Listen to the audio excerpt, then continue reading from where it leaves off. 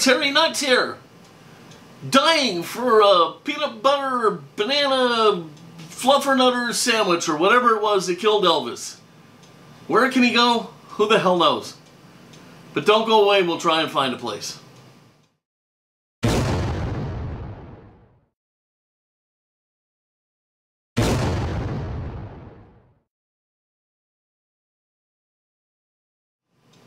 Hey everybody, it is Paul and Harry here from Fat Guy Productions, coming to you as always from beautiful Las Vegas, Nevada. And Harry is craving a banana peanut butter fluffernutter sandwich, and he has nowhere to go.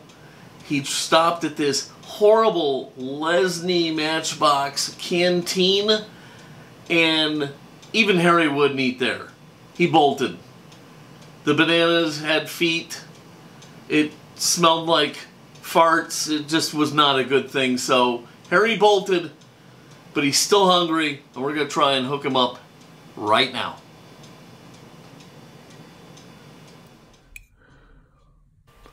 Okay everybody, so today we're going to be restoring this canteen. And I gotta be honest, this canteen is so grungy feeling. I can't imagine it getting a whole heck of a lot of business. Hopefully we can do something about this.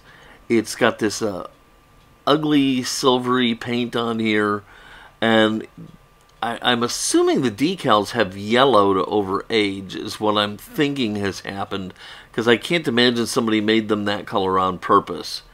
The vehicle's in pretty good shape otherwise. It's going to have this challenging crimp here at the front by the trailer hitch that I'm going to have to deal with. That is a thing that's going to bother me to the end of my days. But I do have some plans for this little sucker. Maybe clean it up and make it look like a place that even Harry Nuts would want to eat at. Because right now, he's out. Alright, so the first thing we're going to do is we're going to see if we can pop this back off of here. Because I've really never taken one of these apart that had that kind of a butterflied crimp in the front there. So I'm really not sure what I'm doing here. So I'm just kind of trying to see if I can get that tab out of the slot and take that apart, and that doesn't seem to be working. So I'm going to have to deal with this thing. And all I can think of to do is to try to push the edges in a little bit and then maybe force it apart. How am I going to get it back together, you might ask? The hell if I know. Well, I tried poking at it, I tried pinching at it, I tried squeezing it and squishing it, and nothing worked. So it's time to break out the big dog. I've got a grinding stone on my rotary tool, and I'm just going to try and grind the edges down enough that I can get this apart here.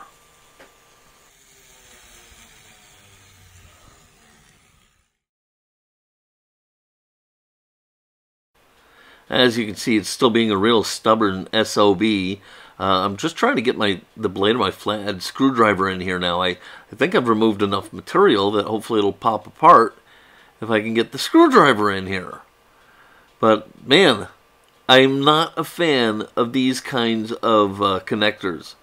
And just remember, I gotta somehow put this sucker back together. God only knows how I'm doing that.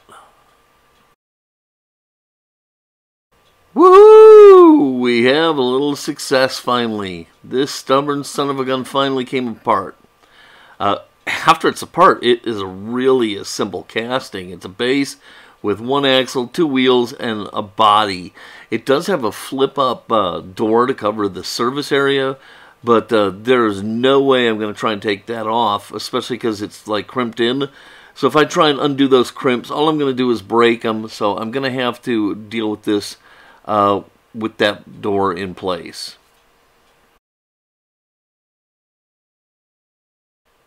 Well, I'm kind of amazed at the detail of the interior, and that's going to make this an actually very fun little model to do. So I'm kind of excited about that. With the axle being as long as it is on this particular model, I already got the grinding stone chucked up anyhow. I'm just going to grind off the little flange on the end of the axle so I can get the wheels off and get the axle out. And there will be plenty of material laying around for me to later go ahead and put this back on.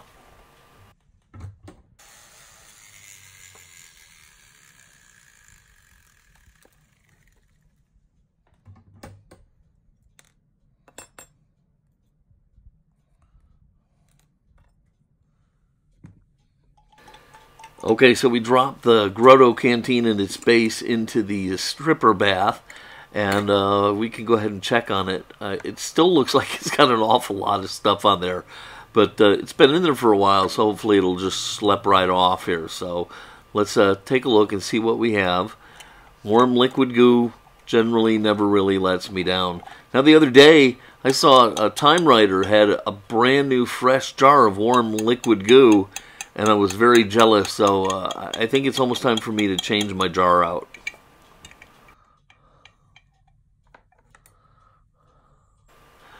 Okay, yeah, so almost everything is still there, but it just wipes right off with the toothbrush, so it's not a problem. We're done cooking in the warm liquid goo phase, and now we can go to the scrubbing phase. And yeah, see, it's all just coming right off, and that's going to be perfect for my needs.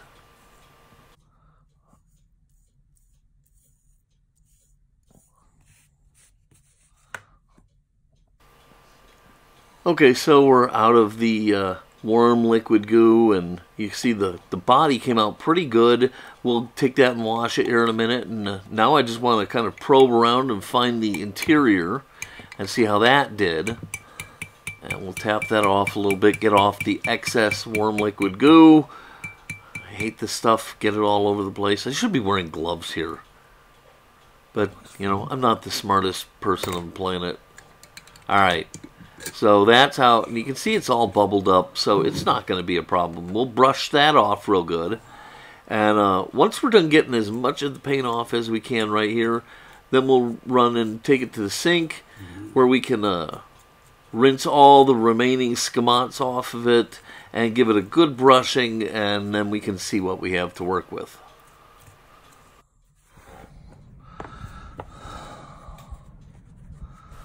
Okay, so we're back from the sink and everything is looking pretty good. We're just giving it a good drying and see if we have any last work to do with the dental picks or whatever. Everything that goes through my hands gets a once over with the brass bristle brush, as you know. I like to just kind of make sure I get off any residual stuff that's clinging onto it.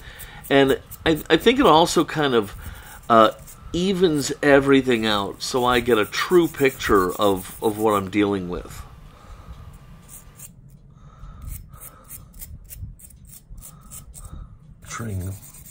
Lots of now, as I'm brushing here, silvers and whites, a plan is formulating in my head, and this is going to end up not being a restoration. This is going to be a custom, and what I've decided is I want this to be bright and clean and a place where Harry would be happy to go and order his banana chocolate milkshakes. And so I'm thinking, you know, diners with the chrome and the white and all that kind of stuff. So this is going to get a white and chrome finish. But where I'm making the big decision here is on the center stripe around the service door. I'm thinking that's going to be chrome, the bottom will be white, and the roof will be white. And I'm thinking I just want to polish this rather than try and apply a chrome paint. So I have a plan in my head, and I'm not sure if it was the right path or not, but that's what I'm going to roll with. Okay, so while I'm looking at this thing, I can see there's a ton of flash on the windows. Not a big deal. Takes 2 seconds with the file. Get that out of there, square these windows up. And then we can really start talking about trying to get this this thing shiny. And normally with a Matchbox, I wouldn't even worry about zinc. Simply because they usually have an opaque paint on them. In this case, because I want to polish part of it, I'm also running zinc through my mind.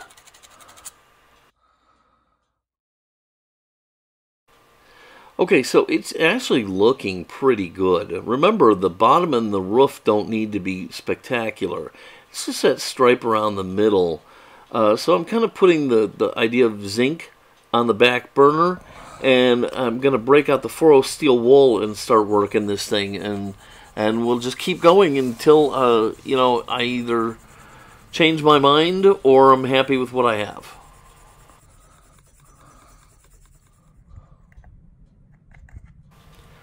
With every step, it gets nicer and nicer, but also with every step there's a little bit of anxiety here that maybe I should have just gone ahead and sprayed this with All-Clad first to give myself a nice chrome center strip. I really wanted that complete natural metal feel here, and so I went this way, and I still don't know if it was the right call or not. I guess you guys are going to be the arbiters of that, but I think I'm at a point where it's too late to go backwards, so I'm going to just keep forging forward. And if it feels sort of like I don't really have a good solid plan on where I'm heading with this, it's because I really don't. I'm kind of figuring out as we go, so let's just keep pushing forward.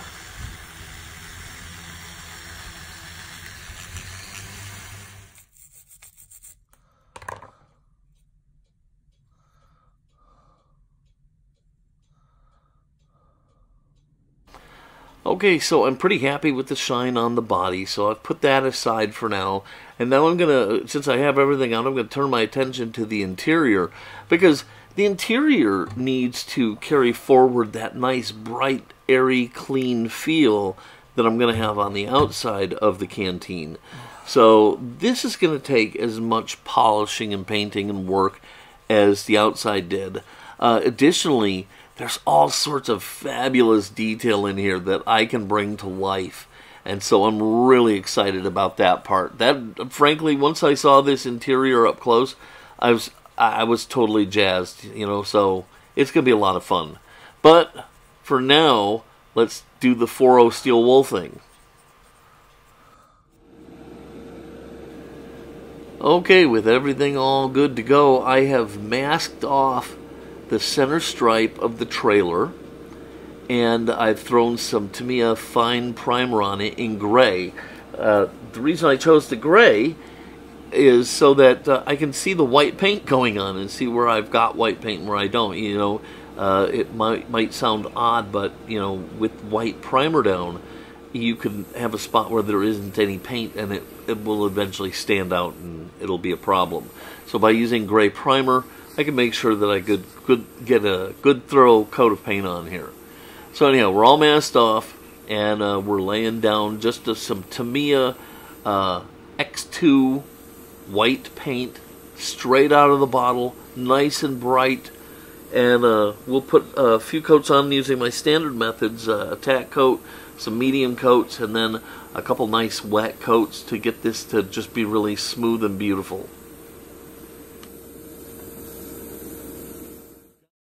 Now we're going to go ahead and start painting all the detail work in here.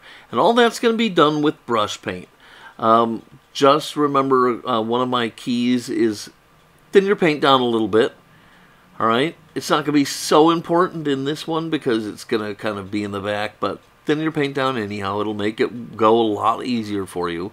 And we're going to start by painting the back wall with Tamiya X2 white paint, and give the back wall a nice white finish. The floor and the cabinetry is going to stay a polished silver, and then we'll paint on all the details.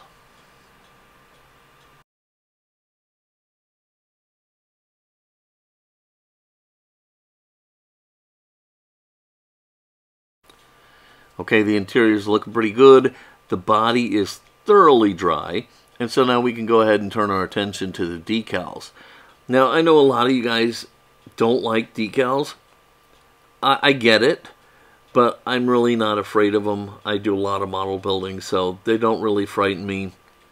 There are a few conventions that you should follow when doing them. Be patient. Don't try and force the decal off the paper. Have the right supplies, and you'll be fine. So, here are my reproduction decals. I think I got them from Black Flag. I'll put a link down, or I'll put a comment streaming right here, right now, that you can see on where I got these. I think it was something called Black Flag out of the UK, or something like that. So one of the first conventions of decals is to trim as near to the printed part as possible. Even though it is a transparent background, you will be able to see it. Even if you use the best techniques in the world, there's a chance that you can see it up underneath the clear coat. So always trim away as much of the border as possible before you go ahead and put your decals on. So that's what I'm doing here, and I'm using a great pair of decal scissors from Tamiya. And you say, decal scissors? That sounds really stupid. Well, I can tell you, I love these things. They are super razor sharp and very, very thin. So I can see the cut line. I know exactly where these scissors are going to cut. And so it makes cutting the excess decal material away super, super easy. And I can be as accurate as I want to be, or as accurate as my big googly eyes will allow me to be. Okay, I have all my decals cut apart and set to the side. I've got my decal tweezers, which are from Tamiya as well. They're made specifically for gripping decals. I've got a little blue shop towel to work on, you know, because there's going to be some water and stuff to keep all that. And here is the model. Look how nice that is looking, huh? Tell me that doesn't look fresh and clean, but wait until you see it with these decals on it. Holy cow. It's going to go insane here. Alright, so let's go ahead and get decaling. Okay, so I'm going to start by taking the first decal and dipping it into my water. It's kind of a little bit warm, not hot. And just get it thoroughly soaked. And then I can put it over here to the side and just let it sit there and do its thing. And what's going to happen is, slowly but surely, that water is going to work its way through all the paper and through the binders and release that decal, so the decal will be just kind of laying there. Again, don't force it. If it doesn't want to slide off, wait. Okay? Some decals are really stubborn. You need to soak them again. Some come off immediately.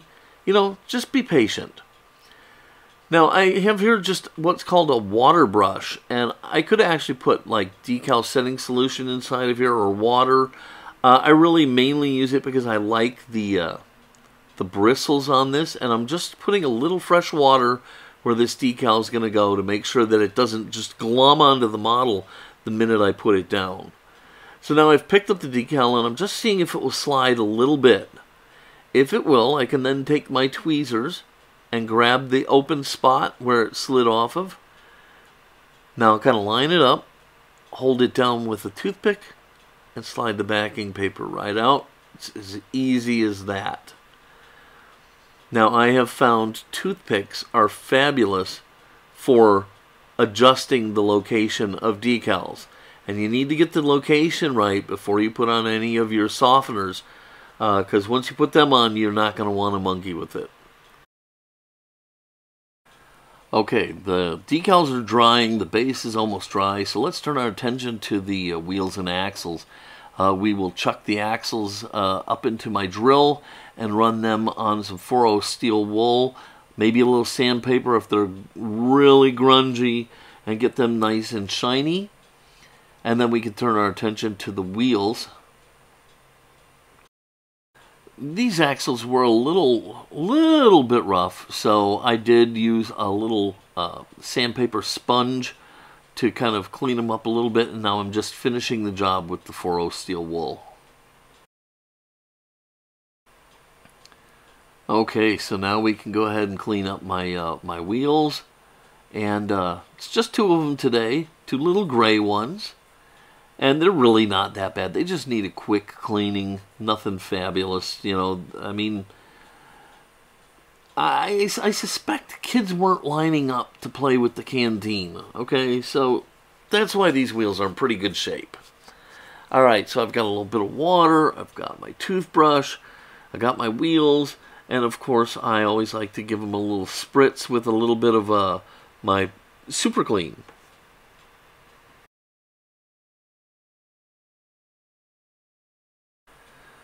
So after a little shot with the Super Clean, I can take the toothbrush and kind of work inside the little grooves in there, get everything all nice and cleaned up, and then I can flip them over and do the other side.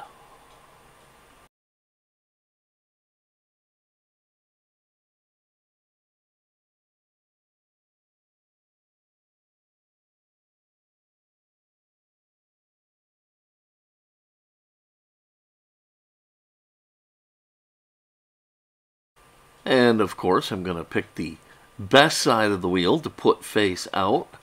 And I'll get a wheel on the axle, then I can slide the axle through the base, and look at the detail in this thing. That was a lot of fun for me. I really had a good time painting the inside. Alright, so we can go ahead and feed this axle through, and then we can take the whole thing down to the garage and the drill press, and use Marty's method to put the wheels back on.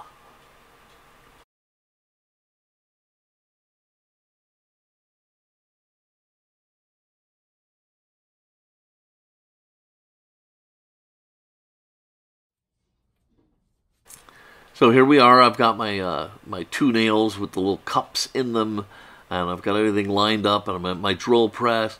And now, normally I would try to hold the axle still to make this work better with a pair of pliers, but the axle's kind of set into like a little trough in the base, and there is no way to hold that thing. So all I can do is I'm going to put the ball of the axle down into the bottom nail, get everything lined up, and then I'm just going to hold the axle from the backside with my hand the best I can. It's going to move. There's no stopping that. It's going to move. But I'll hold it as best I can, and that should be fine.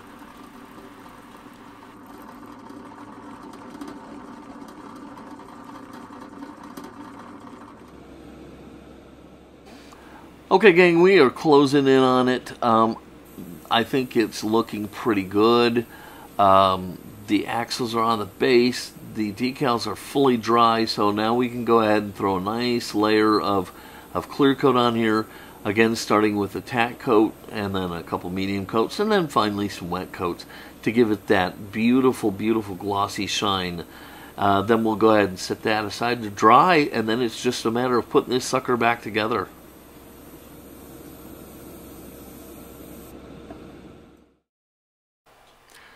So, how are you going to put this back together? I don't have any idea. I think what I'm going to do is I'm probably going to just have to glue it.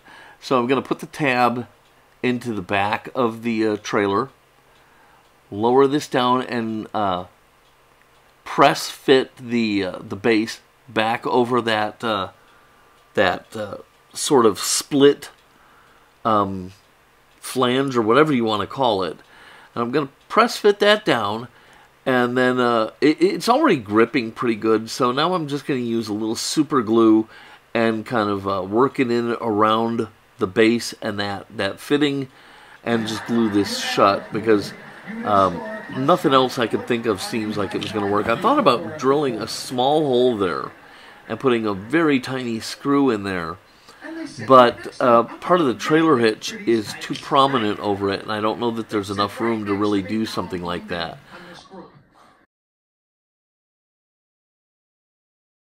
Alright, here we have it. It's done, and I think it came out really well. The interior was the funnest part of all.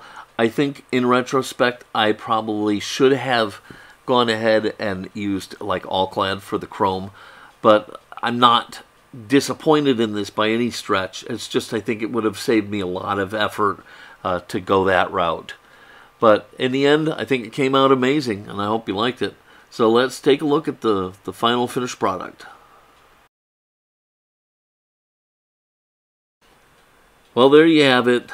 It's all done, and I'm really pleased with it. I think I met my goal of making this look clean and fresh and an inviting place where you might want to grab a burger or a sandwich. I hope you enjoyed it.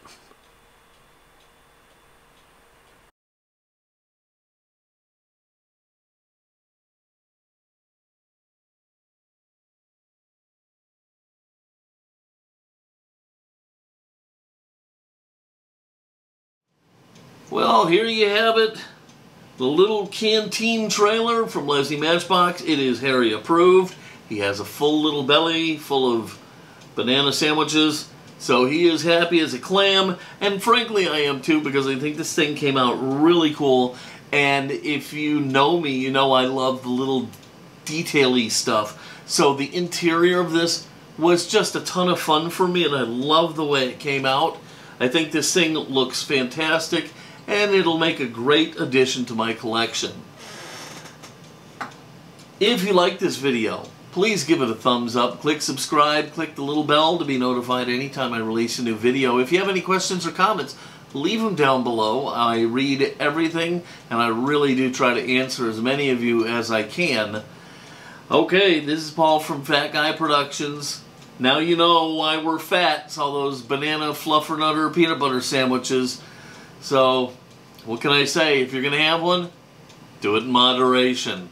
Until next time, this is Paul. Be good.